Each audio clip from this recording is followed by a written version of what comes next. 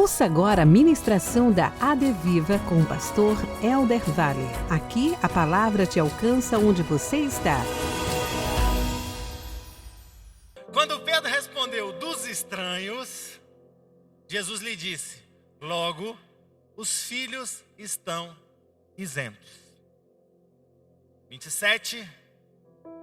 Mas para que não os escandalizemos, vá ao mar, jogue o anzol e puxe o primeiro peixe que fisgar.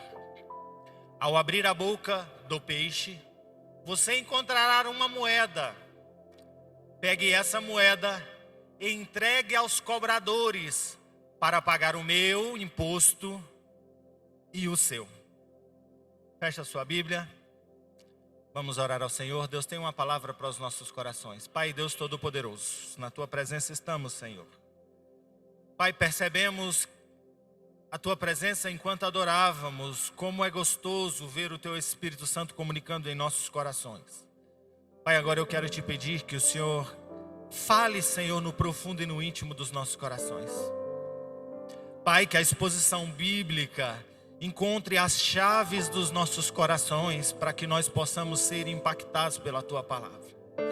Não deixe, Senhor, que o inimigo venha roubar a nossa atenção.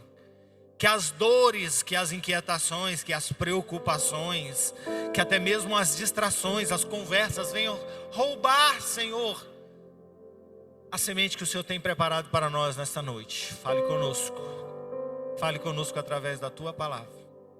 Renova as nossas forças, alcançado, Senhor, de vigor para que Ele possa ouvir a Tua palavra. Ao desatento, Senhor, que o Senhor possa tomar cativa a atenção dele. Aquele que está com o coração angustiado, que mais uma vez ele escute a Tua voz dizendo: não fique angustiado. E que a Tua palavra tenha liberdade em nosso meio. Fale conosco, Pai, em nome de Jesus. Amém e amém. Tome seu assento. O texto que lemos, eu disse aos irmãos que há 2 semanas atrás que eu estava me preparando para pregar sobre milagres e dentro do contexto de crise. Eu estava buscando alguns milagres que eu ainda não havia tido a oportunidade de pregar. E esse texto, Mateus capítulo número 17, é um desses. Porque ele é um texto pouco conhecido, ele é um milagre que passa quase que desapercebido. Ele é uma ação de milagre que demonstra, porque os milagres de Jesus tinham propósitos. E o milagre de Jesus sempre vinha para resolver uma crise de alguém. Sempre via para resolver uma crise ali, mas também para ensinar acerca dos princípios do Senhor, acerca dos valores do Senhor. Muitos vão lembrar acerca da mulher cananeia, que Jesus em primeiro momento não atende ao clamor dela, e ela começa a insistir, ao ponto que Jesus, ao atender ao seu encontro, ao ir de encontro com a sua necessidade, ao resolver a sua crise, nos traz uma grande lição acerca de persistência. E se eu fosse pregar sobre persistência aqui, talvez não teria texto mais apropriado do que o texto da mulher cananeia, que nos traz como um exemplo de alguém que continuou clamando ainda quando escutou um não do próprio Jesus, mas continuou a clamar pela sua causa. Mas esse texto em especial, nós por vezes passamos por desapercebido.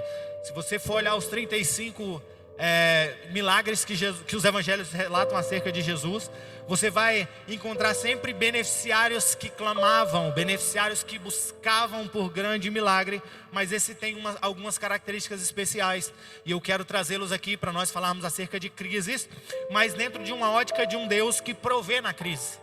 Ah, pastor, mas provisão na crise nós temos textos muito mais diretos e até mesmo abundantes, como o milagre da multiplicação dos pães. Como é bom olhar para João 6, Mateus capítulo número 8, ver aqueles milagres. Jesus viveu pelo menos dois relatos de multiplicação de pães. Como é bom olhar para aquele texto e ver um Deus que conhece as nossas necessidades, que multiplica e ainda faz sobrar nos nossos celeiros. Mas eu olho para esse texto, eu vejo alguns valores, alguns princípios do Senhor que eu queria compartilhar com você, porque quando nós estamos falando de necessidades financeiras ou necessidade de provisão, e a gente sabe da importância disso e de como isso nos atribula, de como isso tem o poder de nos atormentar, como isso tem o poder de roubar a nossa paz, como a provisão tem o poder de tirar a nossa paz e nos levar para crises, porque nem todos nós vivemos crises financeiras, mas crises financeiras colocam em dificuldade qualquer pessoa, e às vezes as crises financeiras não são necessariamente o problema, mas existem crises que nos levam a viver crises financeiras. Exemplo, oramos aqui pelos ofertantes, e na palavra de oferta, o presbítero Alcimar citou aqui, que o Senhor possa lhe dar saúde, para que multiplique nos seus celeiros, para que você não tenha que gastar com remédios. E quantos de nós vamos com a situação estabilizada, mas algo nos tira do controle? É uma crise, é um equipamento que quebra, é o carro que quebra, é uma enfermidade que vem, é uma dificuldade extra, um gasto extra que nos aflige, e por vezes nós nos vemos necessitados de provisão. Quantos estão entendendo o que o Senhor está pregando? Não sei se faz sentido para você, mas a verdade é que nós precisamos conhecer o Senhor para que Ele possa nos dirigir, não só para que nós saiamos das crises, mas para que nós tenhamos uma vida que nós não nos embaracemos e vivemos em crises financeiras. Eu sei que eu queria e tem conteúdo para nós fazermos séries e mais séries sobre o tema. Na tarde de hoje eu estava assentado com o obreiro dessa casa, um pastor dessa casa, e ele me falava acerca de um treinamento sobre finanças, um treinamento bíblico acerca de finanças, e ele falava que uma curiosidade que ele foi confrontado com ela é que tem mais textos falando sobre finanças bíblicas do que até mesmo sobre salvação dentro da Bíblia. E aí a gente olha para o texto, e por mais que a gente olhe isso, e acredite, irmãos, a oferta já passou. O objetivo aqui não é trazer uma palavra de oferta para você, então destrave o seu coração. Se você é daqueles que quando começa a falar de oferta trava, eu sei que muitos são generosos em dar aqui, não estou falando que é uma maioria, mas tem pessoas que têm uma dificuldade quando começa a se falar sobre isso. Mas a verdade é que o Senhor é preocupado, sabe por quê? Porque a dificuldade financeira abala qualquer família. Tem casamentos que estão em crise, que a culpa não é simplesmente do casamento, são as crises financeiras que abalam a casa. Tem almas angustiadas com crise, tem pessoas que não conseguem nem escutar a palavra porque está preocupado com o pão de amanhã. Você que como eu, um pai de família, sabe que por vezes nós temos tantas preocupações, ao ponto que o sábio Salomão, na grandiosidade da sua sabedoria e também ao final da sua vida, com toda a sua experiência, ele vai dizer em Eclesiastes, capítulo de número 10, versículo de número 19, que o vinho pode até alegrar, que festas fazem muito bem, mas o dinheiro dá conta de tudo. Quando ele fala que o dinheiro dá conta de tudo, ele está dizendo assim, olha, o dinheiro está, ou as finanças, ou a nossa vida financeira, está conectado com tudo que nós fazemos. Ontem eu pregava sobre Noé. Eu estava ministrando junto com a pastora sobre família.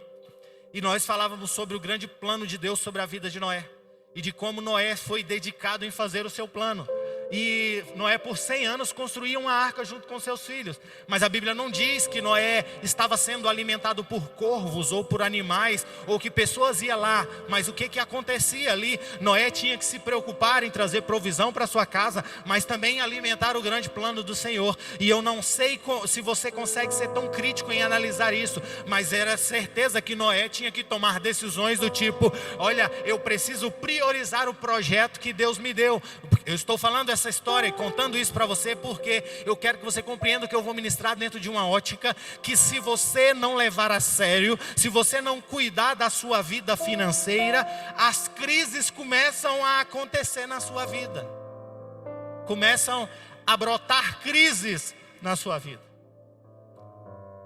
E Jesus se preocupa com as nossas crises. Eu estou pregando para a igreja do Senhor Jesus e eu quero dizer para você que nós falamos nesses dias sobre crises, que as nossas atitudes precipitadas nos levam até ela. Falamos sobre crises e de como ter pessoas que nos cercam nos ajudam na crise. Semana passada a mensagem não trazia soluções para a crise, mas trazia ordem para o coração. Ainda que esteja vivendo em crise, não fique angustiado. Quem estava aqui na semana passada? Essa palavra desdobrou no meu coração, que eu fiquei com vontade de continuar pregando ela aqui hoje, porque o Senhor continuou falando ao meu coração. Mas hoje eu vim falar para você sobre um Deus que conhece as nossas necessidades e também está atento às nossas crises de provisão. Preciso dizer para você, você serve um Deus que é Deus provedor nos seus dias de crise. Pastor, o senhor vem hoje, vai orar pelas nossas crises? Vou orar pelas nossas famílias, vou orar por provisão. Mas nós precisamos olhar e aprender, porque o Senhor não só resolve os problemas das nossas crises, mas também nos dá instrução para que nós venhamos aprender a viver um tempo em que nosso trabalho, em que os nossos afazeres sejam afazeres que estejam nos conduzindo por caminhos tranquilos na nossa vida. Daqui a pouco nós vamos falar disso com tanta profundidade na nossa igreja que nós já temos até preparado dentro dos cursos da Universidade da Família. Eu já estou colocando uma semente no seu coração. Existe um curso chamado CROW, que é sobre finanças bíblicas, e nós já estamos trabalhando, movimentando para aplicar isso aqui à nossa igreja. Sabe por quê, irmãos? Porque nós precisamos aprender desses princípios para que nós tenhamos uma vida equilibrada diante do Senhor. Mas eu quero voltar à palavra e quero voltar ao texto em dizer que a cena que se pinta é a seguinte. E nós lemos o texto, eu expus todo o texto, eu fiz questão de ler todo o texto para facilitar na exposição, porque esse texto é pouco conhecido.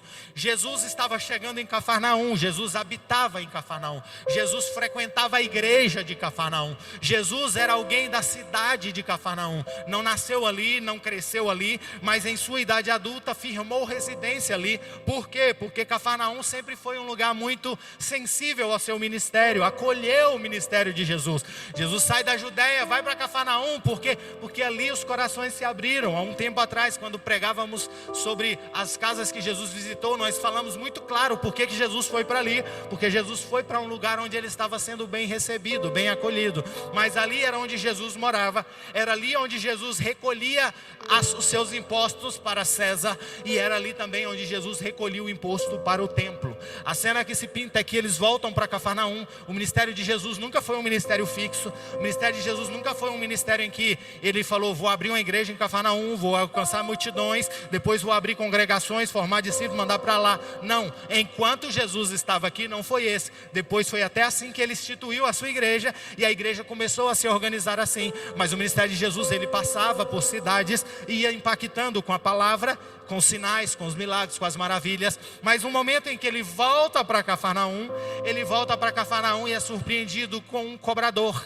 Esse cobrador não vai até Jesus, mas esse cobrador vai até um dos seus discípulos, o Pedro, e faz uma pergunta a Pedro: o mestre de vocês não paga o imposto das 2 dracmas? Irmãos, eles não estavam cobrando o imposto de César, não era um publicano que chegava diante dele. O que estava acontecendo aqui é que Jesus estava devendo. O que estava acontecendo aqui é que tinha uma conta em aberto na tesouraria da igreja. E aí, irmão, não vou falar da sua conta em aberto na tesouraria da igreja, irmãos, não é isso. Mas Jesus estava com a conta aberta na tesouraria da igreja. E aí as pessoas chegam até Jesus. Mas para que você entenda isso, por que eu estou falando isso? É porque existia naquele tempo, desde a construção do templo, desde que o Senhor entregou para Moisés o tabernáculo, criou-se uma cultura ou uma necessidade, e colocou-se ou instituiu-se um imposto, uma taxa de 2 dracmas anuais, que deveriam ser pagas por todo homem adulto acima de 20 anos. Então todo judeu adulto acima de 20 anos pagava-se um imposto, uma anuidade para manutenção do templo, uma anuidade para manutenção do templo. Não é dízimo, irmãos, não era dízimo, não era o 10% das suas colheitas, era uma taxa, um imposto para a manutenção do templo. Mesmo com o crescer, mesmo após o templo em Jerusalém, mesmo após afirmar-se as sinagogas nas principais cidades, o imposto ainda continuava a ser cobrado, e esse imposto era revestido para a manutenção do templo. E acontecia que, quando Jesus chega em Cafarnaum, vem alguém para falar para Pedro: vocês não vão pagar o imposto. Eu gosto da vida de Pedro, porque Pedro é alguém que soube lidar com a cobrança, irmão. porque a gente precisa aprender a lidar. Pastor, a verdade que você está dizendo é que Pedro trouxe uma certeza, uma convicção tão grande. Eu consigo olhar esse texto de duas óticas. Eu quero olhar para esse texto e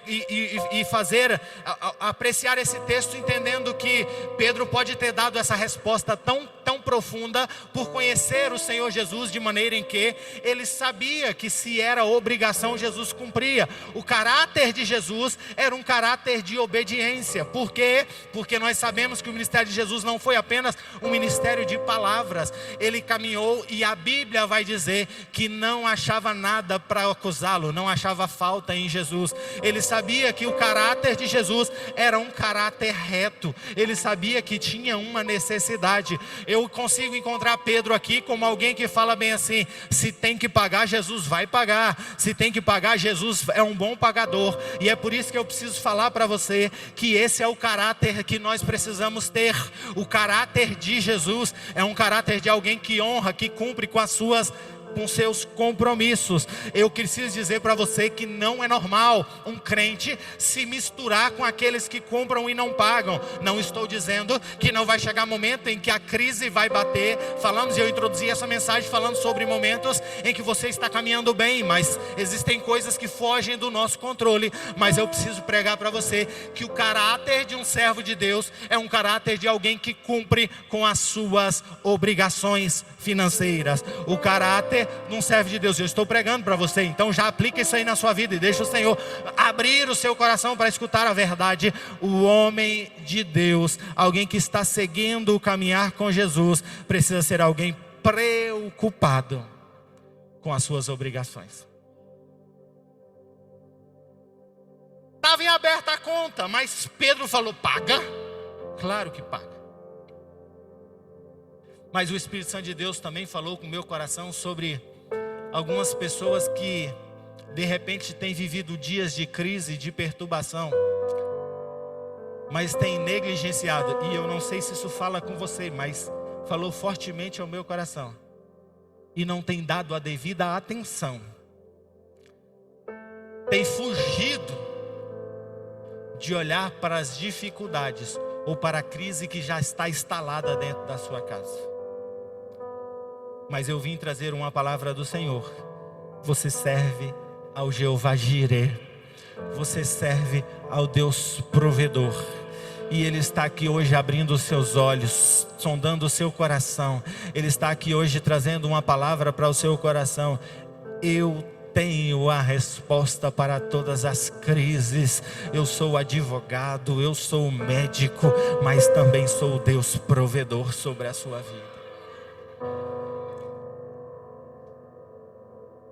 Pedro diz: paga, e entra para dentro de casa. Pedro diz: paga, mas a conta estava em aberto. Pedro diz: paga porque o meu mestre é um mestre que tem princípios, mas entra para dentro de casa com a conta em aberto. Deixa eu dizer algo para você. Deus conhece você. Deus sabe o quanto você de repente tem vivido dias em que você tem colocado o seu passo de fé, ou até mesmo tem feito os seus compromissos, mas você não enxerga hoje uma provisão, não enxerga hoje uma saída. E é para você que eu vim pregar hoje. Você serve um Deus que é provedor. Mas eu gosto do verso que segue, porque a Bíblia diz que Pedro entra para casa. Eu consigo imaginar o Pedro agitado, porque Pedro não era um camarada de paz, não, irmão. Pedro não era nem o tesoureiro era Judas. Ele não sabia nem se tinha dinheiro no caixa. Ele não sabia nem como ia resolver. E eu não sei você, mas se eu me coloco no lugar do Pedro, e eu acabei de falar acerca da vida de alguém, que alguém vai pagar, que alguém vai cumprir, que alguém cumpre as suas obrigações, eu já entraria com o meu para casa, e antes do meu bom dia eu já falava o que é que eu precisava. Pedro é aquele que não esperou muito para sacar a espada para cortar a orelha de alguém. Pedro é aquele que, quando a coisa apertava, ele era o valente de dizer: eu morro por você, mestre. Ele entra para casa. Mas aqui a Bíblia diz que antes dele falar, Jesus foi quem falou. Eu não sei se você é alguém que gosta de explorar a grafia bíblica, mas eu gosto. E eu gosto que algumas coisas são colocadas na Bíblia e a gente precisa apreciar, porque a Bíblia está dizendo que foi Jesus se adiantou. Se Jesus se adiantou, é porque ele viu, ou de longe ele já percebeu a agitação de Pedro, de longe ele já sondou o coração de Pedro, de longe ele já conheceu a necessidade de Pedro e disse para Pedro: Pedro, eu quero fazer para você uma pergunta. Eu vim pregar uma mensagem para você hoje, que diz assim: você veio para cá talvez cheio de dúvidas, de necessidades, de crises na sua vida financeira, e eu vim dizer, o Senhor já se adiantou para trazer uma resposta para você. É você dizendo, o pastor introduziu a mensagem falando da minha vida, a crise na minha casa é a financeira, e eu estou dizendo, o Senhor já se adiantou, porque Ele é o Deus que se adianta às nossas necessidades. Sabe, irmãos, eu gosto de perceber como Jesus tem algo no seu caráter, e tem algo no caráter de Jesus que eu preciso que você compreenda. Todos, ou a maioria, ou se a gente pode dizer assim, era um padrão das respostas e dos milagres de Jesus. Jesus responder ao pedido de alguém. Jesus era acionado para um pedido de alguém. Era assim: eu vou para a igreja porque eu preciso de uma grande bênção, eu vou para a igreja porque eu preciso de uma resposta, ou eu vou buscar ao Senhor e dobrar os meus joelhos pela minha saúde, eu vou dobrar os meus joelhos. É esse o padrão do Senhor. Às vezes Jesus chegava diante de algumas pessoas e começava a clamar. Jesus fazia questão de usar uma técnica de perguntar para ele. Jesus certa vez pergunta para um homem que está coxo, paralítico: o que você quer que eu te faça? Ele vira para um cego e diz: o que você quer que eu te faça? Parece óbvio, mas Jesus faz questão de deixar que nós comuniquemos a Ele as nossas necessidades. Mas eu vim pregar uma verdade para você. Todas as vezes que Jesus operou um milagre de provisão, Ele se adiantou à necessidade. É assim, lá na multiplicação dos pães, Ele diz assim: já é tarde, nós não vamos despedir o povo com fome. É assim que está escrito, não é? Olha, Jesus começou a perceber a murmuração de fome. Alguém trouxe para Jesus: Jesus, o povo está com fome. Não, Jesus se adiantou. Sabe por quê, irmãos? Porque Ele sabe a nossa necessidade do amanhã. Eu gosto do texto porque o padrão de Deus estava se replicando no Jesus. Porque José certa vez começou a sonhar. José certa vez começou a ter sonhos que pareciam sonhos megalomaníacos. Eu sonhei que eu estava num lugar e meu pai se ajoelhava, meus irmãos se dobravam diante de mim. Parecia que Deus tinha um grande plano sobre a vida de José. José começa a sofrer perseguições pelos seus sonhos. José vai preso. José vai ser vendido como escravo. Depois José vai ser preso. A vida de José vai por um caminho que ele vai sendo trilhado. Lá na prisão ele revela sonho. Depois o sonho dele chega dentro do palácio. Depois ele chega diante do palácio do Egito, lá no Egito. E aí ele revela o sonho e o Senhor o coloca na condição de governador. Mas o texto vai dizer que quando tudo isso passa, a Bíblia vai dizer que Deus fez isso com José, porque Deus já estava se adiantando na provisão da família dele.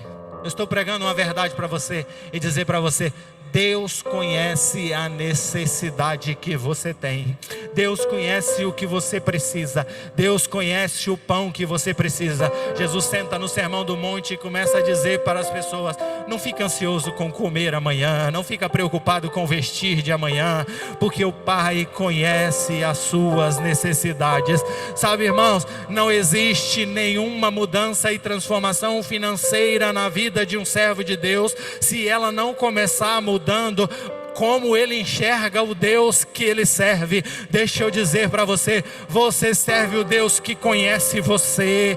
Você serve o Deus que conhece o seu amanhã. Você serve o Deus que conhece as suas necessidades. Ainda que vocês estejam vivendo dias de crises, Deus já está preparando um escape para você. Deus já está preparando um escape para sua casa. Eu estou pregando para quem recebe.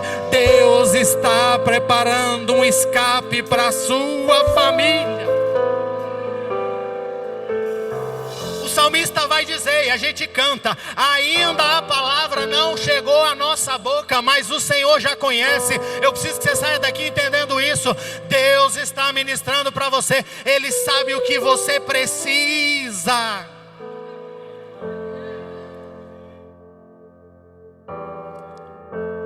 Pedro está agitado e Jesus vai fazer perguntas.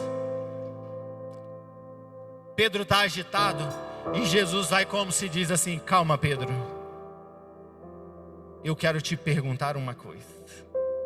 Ele faz a pergunta acerca dos impostos e tem toda uma disciplina teológica no que Jesus estava dizendo com ele. Mas eu não quero pregar sobre isso. Não vou também saltar o texto e não vou te fugir de entender que isso faz parte do contexto.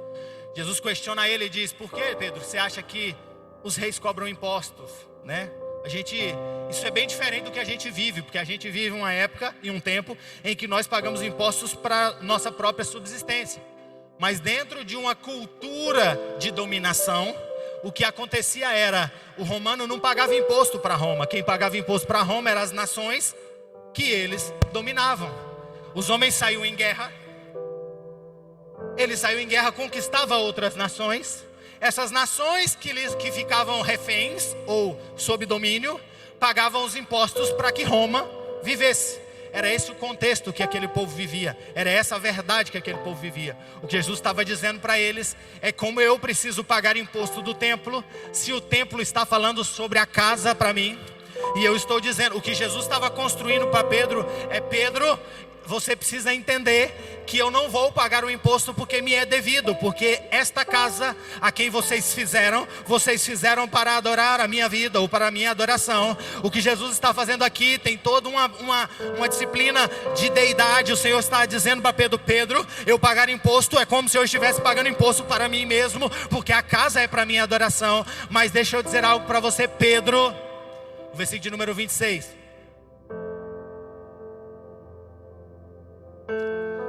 Pode avançar, 27, desculpa. Ele diz assim: eu não vim aqui para escandalizar ninguém, mas eu quero te dar algumas lições. Aqui eu entro para extrair com você 3 lições acerca da provisão de Deus.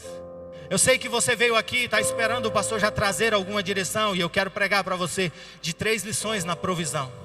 A primeira lição, pega comigo, vamos comigo, é que Jesus dá uma ordem para Pedro, e essa ordem não faz nenhum sentido.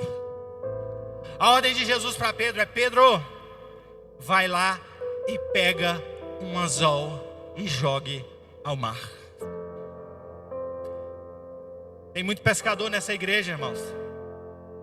Eles não pescam muito peixe, mas tem muito pescador.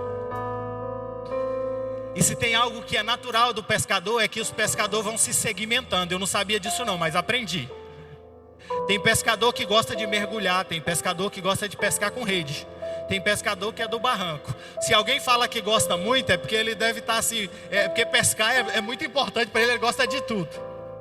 Mas eu e você conhecemos Pedro. Pedro é um pescador e ele sabe que para pescar e para ter resultado em pesca não é no anzol. Pescar no anzol é até bom para distração, mas não é para resultado. Pedro sabe o que é de viver de pesca. E se eu fosse dar ordem para Pedro, eu ia dizer: Pedro, está na hora da gente ir lá e pescar um pouquinho para resolver esse problema. Tem uma dívida aí, não, irmãos? Mas Jesus vai dizer para Pedro: Pedro, você não vai pescar com rede não, você vai pegar um anzol. Sabe por quê, irmãos? Porque a provisão do Senhor não é necessariamente do jeito que a gente quer. A previsão de Deus é de nós estarmos obedecendo a direção que Ele tem para nós. Eu estou pregando para você porque eu sei que nós estamos falando de uma ação milagrosa. Mas para que a gente entenda os milagres, o milagre só acontece na vida de quem obedece. E na vida de quem obedece é assim: se Deus me mandou, ainda que não faça sentido, vai fazer sentido porque foi o que Deus me mandou.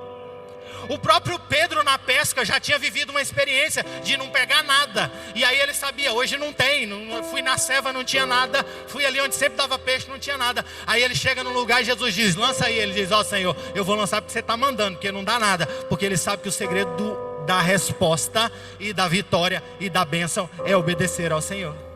E eu quero que você entenda a lição disso.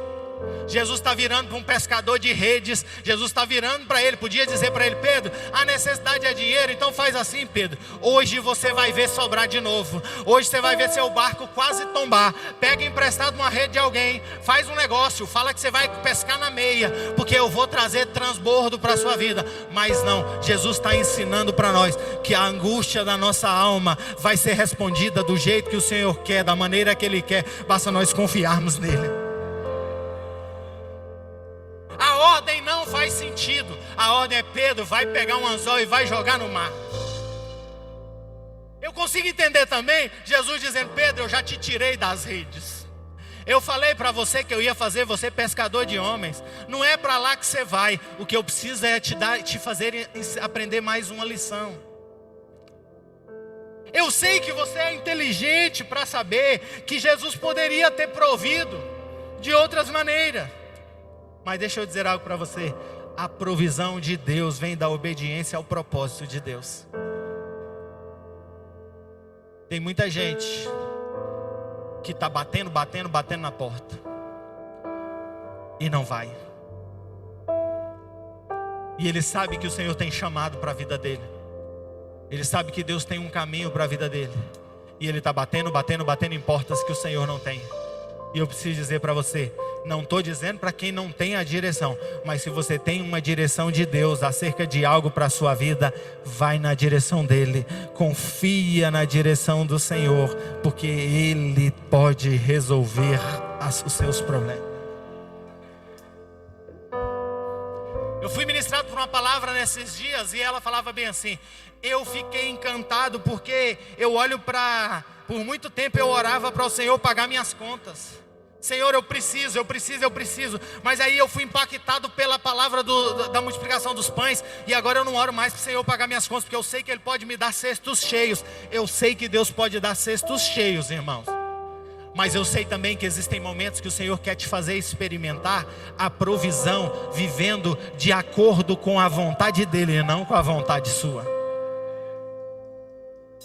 O que Pedro está experimentando aqui é o Deus que conhece ele está dizendo: não vai ser do seu jeito, Pedro, vai do meu jeito, pega um anzolzinho. Mas também eu quero te fazer entender a segunda lição, que se a primeira é do jeito do Senhor, se a primeira chave é a obediência, tem uma segunda aqui: a chave é o trabalho.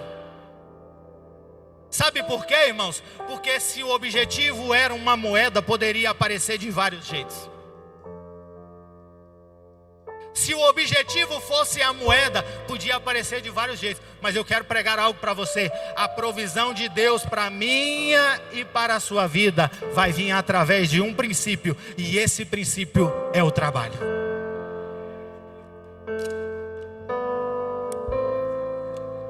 Esses dias nós vivemos um circo até acontecendo no nosso congresso, uma CPI das casas de apostas.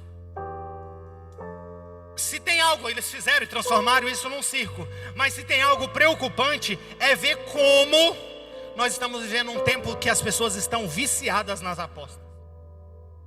Os supermercados estão sofrendo, porque muitos estão tendo dificuldade de comprar o pão, porque estão viciados em apostas. A verdade é que às vezes a gente tem até coragem de orar para que o Senhor possa resolver as angústias e as nossas crises financeiras através de meios milagrosos. Mas o pastor veio aqui para pregar uma palavra que diz que o caráter de Deus para abençoar o povo é através do trabalho. É assim: Abraão, sai da sua terra, sai da sua parentela, eu vou abençoar você. Aí Isaac, filho de Abraão morre, vem com essa mesma promessa, recebe uma promessa: eu vou abençoar você. Gênesis capítulo número 26 diz que a terra está em crise. Todo mundo está perdendo a colheita. E está lá Isaac plantando e colhendo por 60 e por 100 e colhendo por 1000. Sabe por quê? Porque Deus prospera os seus através do trabalho. Estou pregando essa verdade, sabe por quê, irmãos? Porque eu queria que esse fosse um problema que só tivesse lá fora, mas às vezes está aqui dentro. Tem muita gente que está vivendo uma vida que a sua alma, o seu anseio, a sua vida está vivendo, ele nem sabe, mas ele já está aprisionado na busca pelos recursos ou pela provisão por meios fáceis, mas o Senhor veio pregar para você que o Senhor não vai abençoar você por outro caminho que não seja o trabalho. Eu tenho autoridade de Deus para liberar uma palavra sobre a sua vida. Se você estiver trabalhando, você serve um Deus que prospera você e abençoa a sua casa. Mas eu preciso que você entenda que é esse o caminho de Deus. O diabo pode até abençoar alguém ou acrescentar a alguém dinheiro, mas ele vai cobrar a alma. Com Jesus no pináculo, ele diz assim: se prostrado me adorares, eu farei com que você domine sobre tudo isso. Eu preciso dizer uma verdade para você.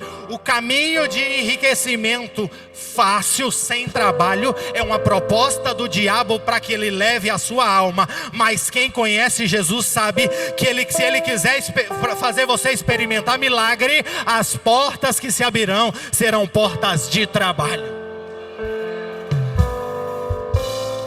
Poderia aparecer moeda no bolso. Põe a mão no seu bolso aí, é mágica, tá aqui. Mas não, Pedro, é assim, Pedro. Se eu tenho um princípio que eu pago, eu tenho outro princípio. É através do trabalho. Não estou dizendo que eles não estavam vivendo até mesmo da generosidade. Eles estavam vivendo da generosidade. Mas a viver, e como eles estavam vivendo o ministério sendo abençoado e vivendo da generosidade, o próprio evangelho vai legitimar, dizendo: o trabalhador, o obreiro é digno do seu salário. Mas aqui Jesus estava dizendo: Pedro, vamos precisar de mais, então vamos buscar no trabalho. Não deixe que o inimigo coloque você em ciladas. Nós nunca fomos tão enganados. Na época que a igreja foi roubada, eu fui para a delegacia aqui na 30ª e eu fiquei na recepção por algumas horas. E eu lembro que quando eu estava ali, pelo menos 3 pessoas foram ali dar queixas de golpes. E aí a gente olha e fala: nossa, como tem golpistas. Mas todos os golpes, a isca foi: você vai conseguir algo de uma maneira fácil. E é por isso que eu quero pregar para você. Deus conhece a sua necessidade e Ele vai abençoar você, mas é através do trabalho. Provérbios capítulo de número 10, versículo de número 4. Põe aí, Francisco. Quem trabalha com a mão remissa ou com a mão escondida fica pobre, mas o que trabalha diligentemente enriquece. E aí, pastor, você veio falar que para eu enriquecer eu vou ter que trabalhar muito? Sim. Porque o favor de Deus está exatamente em fazer multiplicar aquilo e o esforço e o suor do seu trabalho. Porque o primeiro princípio é que não precisa ser do seu jeito. Às vezes o jeito do Senhor pode até parecer mais difícil, mas obedecer a Ele vai fazer a provisão vir. O segundo princípio é que é através do trabalho. Mas o terceiro princípio é que Jesus faz um insuficiente ser suficiente para você. O terceiro princípio é que às vezes um peixe pode não resolver o problema. Se Pedro tivesse TDAH, quando Jesus começasse a falar para ele: vai lá, Pedro, e joga um anzol no mar, eu já ia dizer: Jesus, mas no anzol vai dar um trabalho, até eu coletar peixe para pagar isso tudo, vender vai dar um trabalho. Depois quando ele dissesse assim, pega o primeiro peixe, mas Jesus, um peixe não vai dar para nada. Mas aí Jesus disse para ele: aí você vai pegar esse peixe, vai abrir a boca dele, porque lá dentro vai ter a provisão. Eu estou pregando para você e dizendo: o Senhor conhece a sua necessidade. E aí você vai olhar para a porta e vai dizer: essa porta não resolve o meu problema, mas eu estou dizendo uma palavra de Deus: entra por essa porta, porque Deus faz multiplicar nas mãos daqueles que estão com o Senhor. Irmão, para que colocar a moeda? Para você trabalhar. Lá na barriga do peixe, para você trabalhar. Mas tem uma outra lição aqui que você precisa entender. quem está fazendo e quem está vivendo a ordem e a direção do Senhor pode pegar muitos peixes e sobrejar, porque esse é o caminho da bênção. Mas ainda que venha um único peixe, esse peixe tem o que você precisa para viver, para pagar, para estar com as suas coisas em ordem.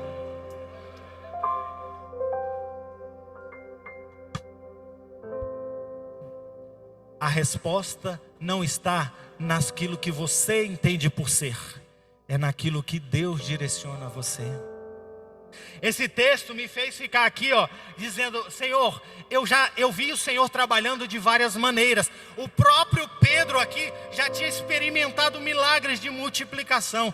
Eu vi Jesus oferecendo ou provendo de maneira que ele dizia assim: vai lá na casa de alguém e diz para ele: o mestre quer sua casa emprestada, porque Jesus tinha uma palavra de autoridade e de ordem. Irmãos, eu não sei se você consegue entender o que está sendo ministrado aqui.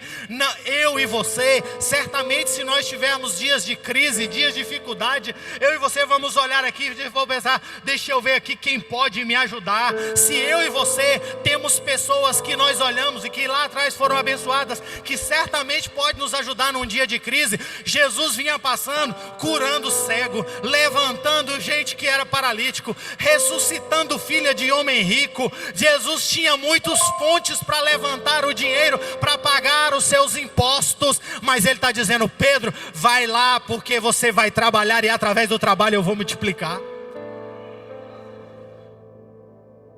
E você vai para casa hoje mastigando, mas crendo. É dizendo assim: Senhor, amanhã eu preciso de 1000 vendas ou de 10 vendas, e o Senhor vai mandar uma, e essa uma vai ser suficiente.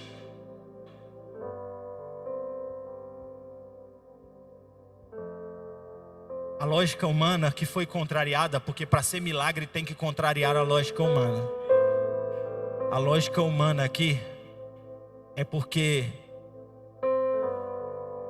não foi o tigrinho que abençoou Pedro, foi o trabalho. Mas aquele peixe que era insuficiente era o peixe que Deus tinha providenciado para resolver o problema.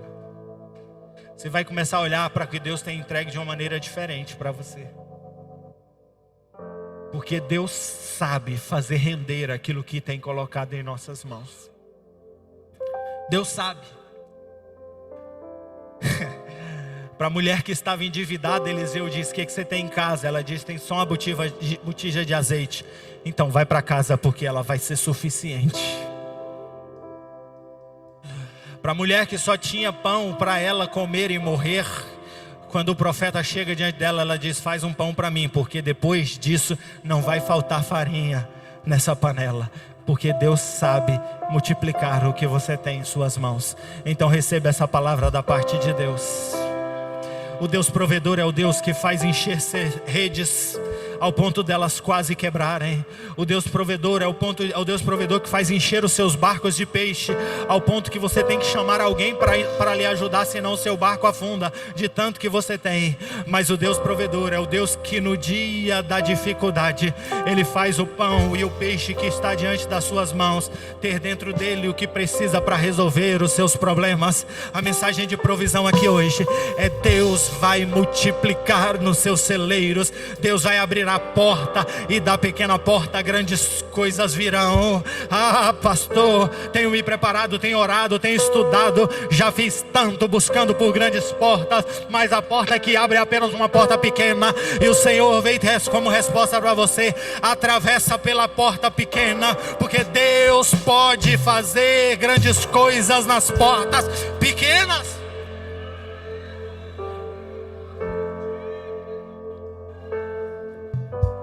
Coloque de pé.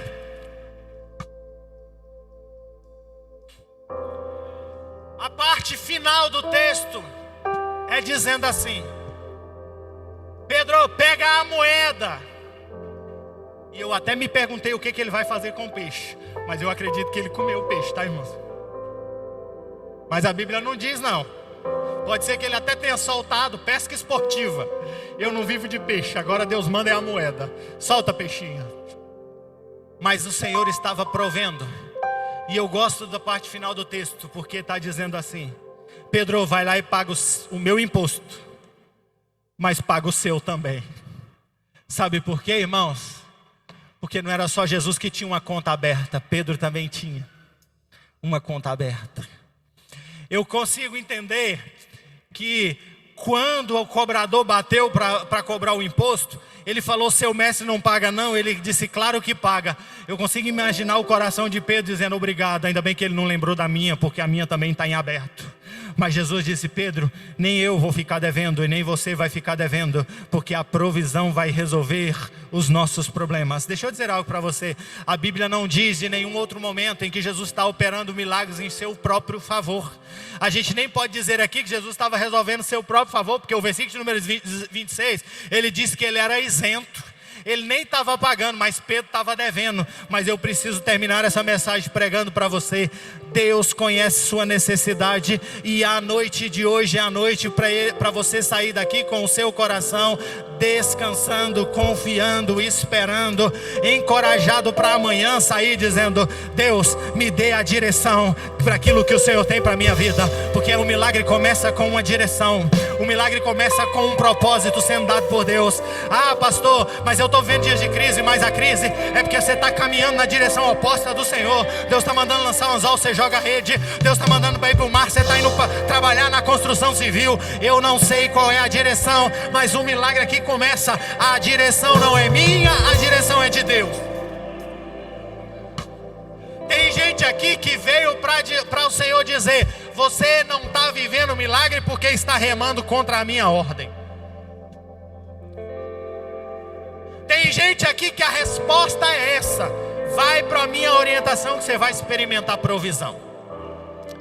Mas tem gente que está recebendo uma provisão aqui dizendo: você hoje vai sair daqui não esperando que dê green amanhã na sua aposta, não esperando que os números, 6 números que podem mudar a sua vida sejam acertados naquele papel. Mas você vai sair daqui dizendo: ah, se eu colocar pão, se eu colocar semente, vai vir frutos. Se eu colocar a minha mão nesse trabalho e me dedicar diligentemente, Deus vai me fazer prosperar. Porque eu não estou vinculado às minhas bênçãos, a minha prosperidade não está vinculada se tem taxação, se não tem taxação, se o inimigo, se a maior nação está contra mim ou não está, ou se está tendo crise política, econômica. A minha direção foi dada por Deus, e o meu peixe é um peixe que traz a resposta para as minhas necessidades. Deus já tem um caminho aberto pelas águas, faz muitas fontes em meio ao deserto. Haverá nuvens que trazem chuvas de bênçãos. Ouça a voz.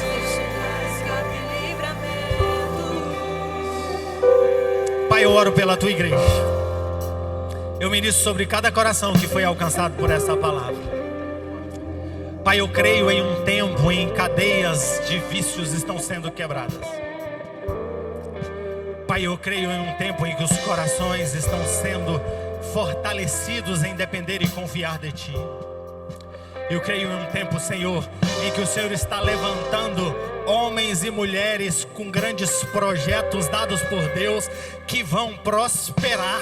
Negócios que não são mega negócios, mas negócios em que o Senhor vai levantar para trazer provisão, e grandes coisas farão. Eu creio, Senhor, que pequenas portas se tornarão grandes projetos e grandes sonhos, porque o Senhor é o Deus que acrescenta ao nosso trabalho. Eu creio, Senhor, que projetos que há muito tempo os seus filhos têm semeado, regrado, Pai, vai começar a desembaraçar e virão tempos de provisão para pagar o dele, o meu, o seu, para prosperar e fazer com que a sua casa prospere.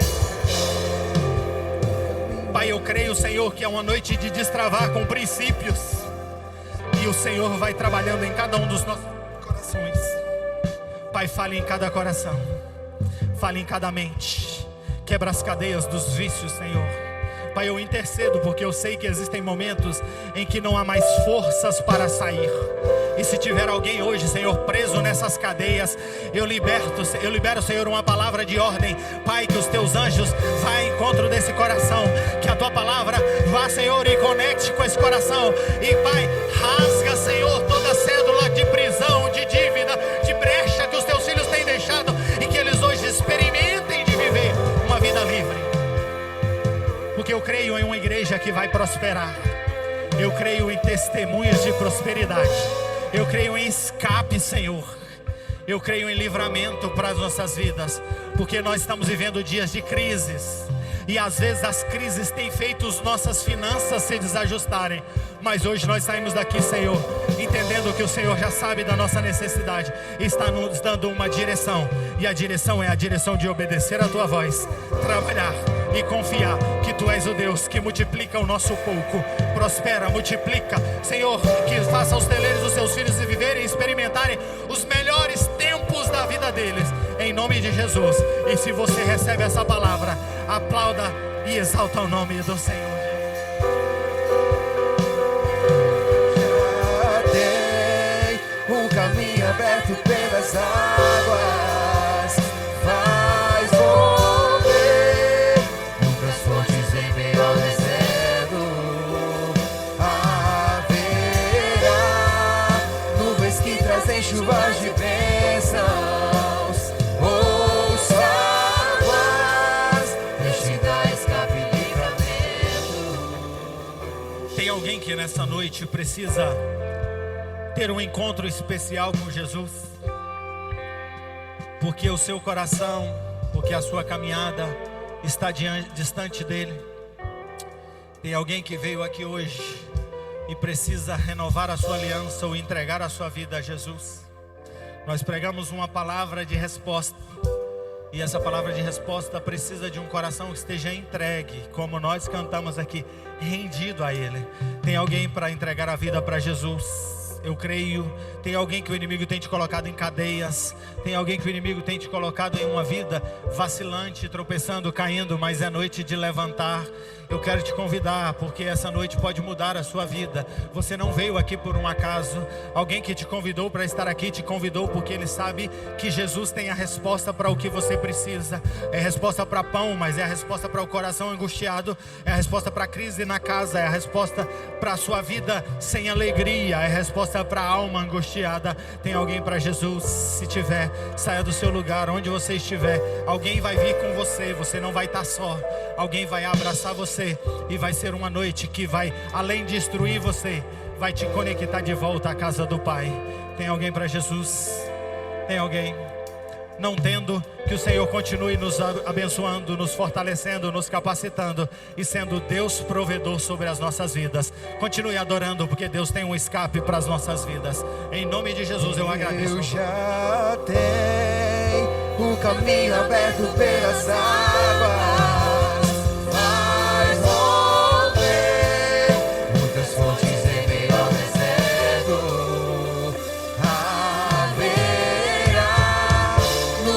Trazem chuvas de bênçãos. Ouça a voz, Deus te dá escape e livramento. Encerramos aqui esta ministração. Que esta palavra gere frutos em você. Saiba mais sobre a nossa igreja em adviva.com.br.